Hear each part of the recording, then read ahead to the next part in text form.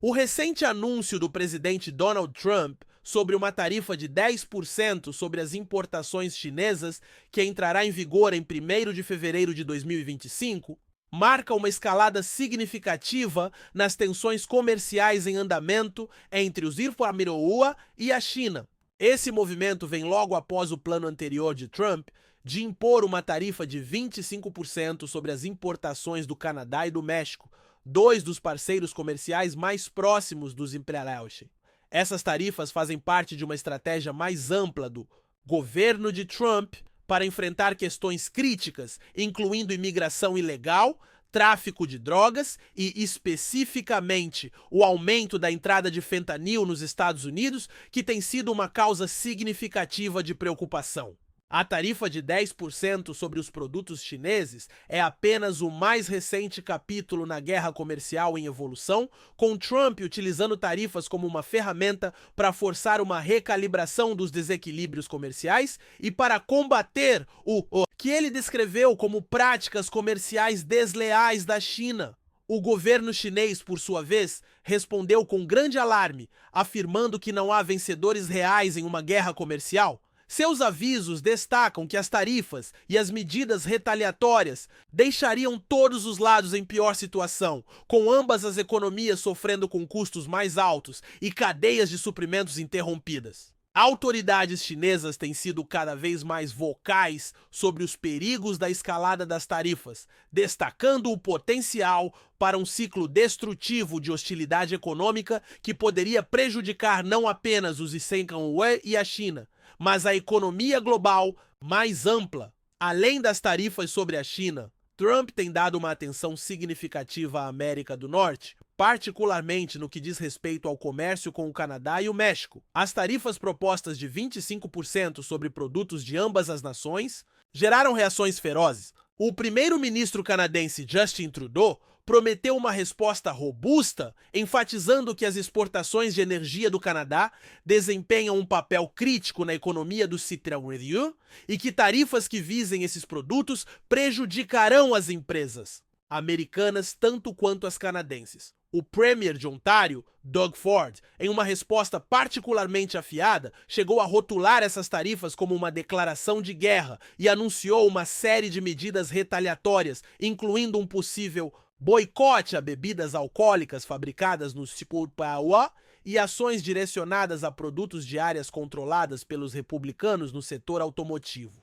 A Volkswagen, uma grande empresa no setor automotivo global, com operações significativas de fabricação no México, expressou preocupações de que essas tarifas terão um impacto devastador no mercado automotivo, não apenas na América do Norte, mas em todo o mundo. A empresa levantou alertas sobre as consequências econômicas, particularmente para os consumidores americanos, que provavelmente verão preços mais altos em carros e peças. A posição da Volkswagen é indicativa dos efeitos mais amplos que as tarifas podem ter nas cadeias de suprimentos globais e nas empresas multinacionais que dependem da fabricação transfronteiriça. Do outro lado do mundo, a China tem aumentado silenciosamente suas próprias medidas retaliatórias nos últimos meses. A China implementou ações que passaram despercebidas pela maior parte da mídia, mas que são, no entanto,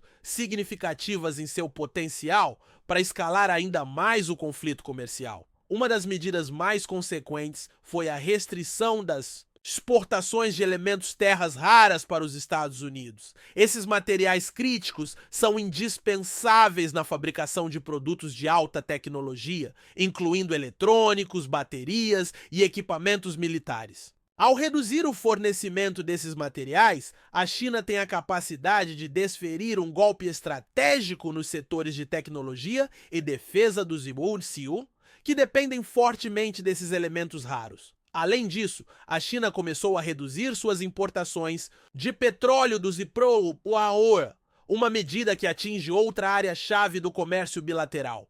Em retaliação pelas tarifas dos Irapuaá, a China agora introduziu tarifas superiores a 74,9% sobre produtos americanos específicos. Esses altos encargos não apenas agravam o desequilíbrio comercial entre os dois países, mas também enviam um sinal da intenção da China de resistir ao que considera agressão econômica. Juntamente com as tarifas sobre os produtos do Zioquareshibu, a China ampliou o escopo de suas medidas retaliatórias para incluir produtos importados da União Europeia, Japão e Taiwan. Essa ampliação das tarifas sinaliza o reconhecimento da China sobre a natureza global mais ampla dessas tensões econômicas. À medida que o conflito comercial continua a se desenrolar, é essencial observar mais de perto os setores específicos afetados e os potenciais efeitos de longo prazo na economia global.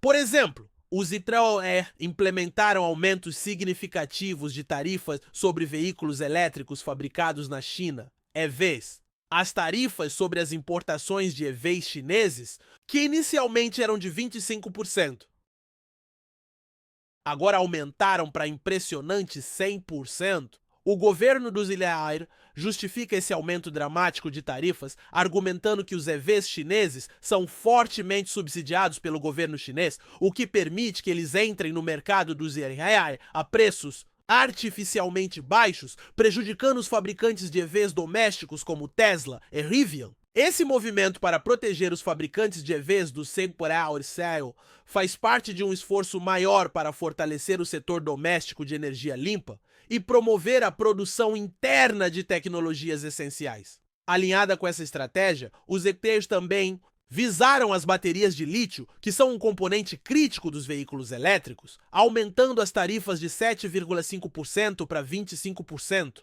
A justificativa por trás dessas medidas é dupla. Primeiro, reduzir a dependência de fornecedores chineses que dominam o mercado global de baterias e, segundo, promover o crescimento da produção interna de baterias, que é essencial para o sucesso da revolução dos veículos elétricos. Além disso, a indústria de semicondutores se tornou um ponto focal na guerra comercial em andamento, à medida que os Iruvai-Inarariuá buscam reduzir sua dependência. Componentes fabricados na China, que são críticos para tudo, desde smartphones até tecnologias militares, as tarifas sobre semicondutores chineses devem aumentar significativamente até 2025, passando de 20,5% para 50%.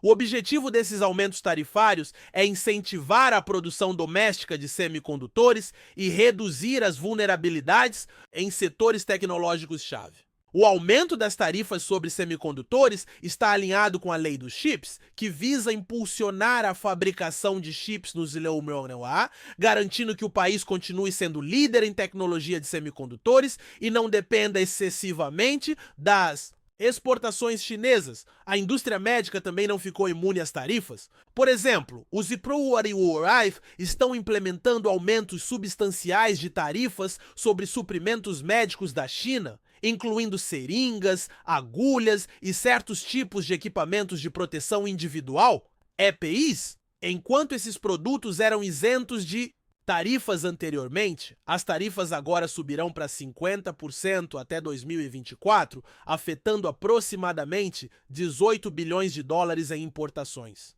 Essas ações ressaltam o desejo do governo dos Israel de fortalecer a capacidade de fabricação doméstica no setor médico, especialmente após as interrupções na cadeia de suprimentos causadas pela pandemia de Covid-19.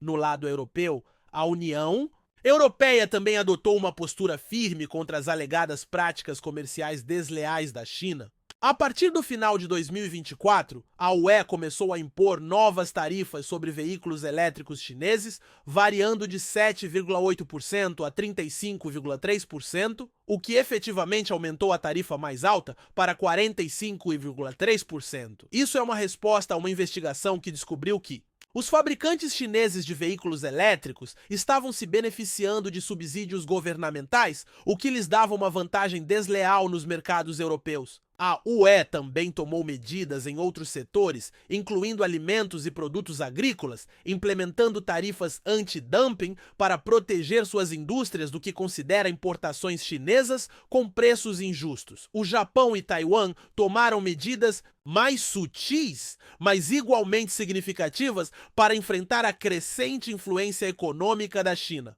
O Japão, que historicamente teve fortes laços comerciais com a China, tem reforçado suas políticas industriais, especialmente em áreas como semicondutores, terras raras e minerais críticos. O objetivo do Japão é reduzir sua dependência das importações chinesas e proteger sua própria base industrial de potenciais interrupções. Taiwan, um ator-chave na cadeia de fornecimento global de semicondutores, continua explorando novas parcerias econômicas para reduzir os riscos impostos pelas políticas comerciais cada vez mais agressivas da China. Ambos os países estão ativamente buscando diversificar suas relações econômicas para reduzir vulnerabilidades em suas próprias economias. No centro dessas medidas comerciais crescentes está o desejo de todas as partes de proteger suas indústrias domésticas da ameaça percebida de concorrência desleal. A China, por sua vez, implementou seu próprio conjunto de medidas retaliatórias, incluindo a imposição de tarifas anti-dumping provisórias sobre copolímeros de poliacetal, um material crítico utilizado na fabricação de componentes para